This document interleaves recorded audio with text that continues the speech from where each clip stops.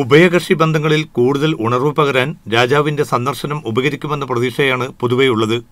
രാഷ്ട്രപതി പ്രണബ് കുമാർ മുഖർജി, ഉപരാഷ്ട്രപതി ഹാമിദ് അൻസാരി, പ്രധാനമന്ത്രി ഡോക്ടർ മൻമോഹൻ സിംഗ് എന്നിവരുമായി രാജാവ് വിശദമായ ചർച്ച നടത്തും. വാണിജ്യ മേഖല ഉൾപ്പെടെ വിവിധ തുറകളിൽ നിരവധി സുപ്രധാന കരാറുകളിൽ ഇരുകൂട്ടരും ഒപ്പുവയ്ക്കും. 100-ലേറെ വരുന്ന ഉന്നതതല പ്രതിനിധി സംഘം യാത്രയിൽ ബഹ്റൈൻ രാജാവിനെ അനുഗമിക്കുന്നുണ്ട്.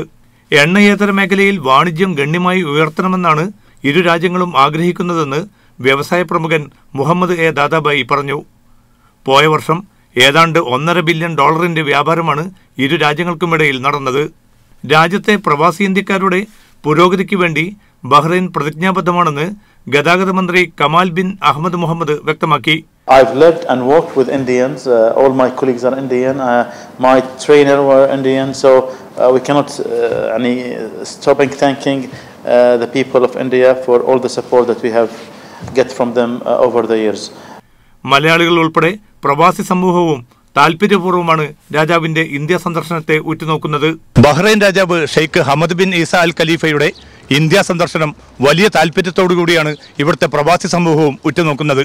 ഇരു രാജ്യങ്ങളും തമ്മിലുള്ള ബന്ധം ഏറ്റവും ശക്തമായി മുന്നോട്ടു പോകാൻ ഈ സന്ദർശനം വഴിയൊരുക്കുമെന്നും അവർ പ്രതീക്ഷിക്കുന്നു. MC Nasar, media 1, Bahrain.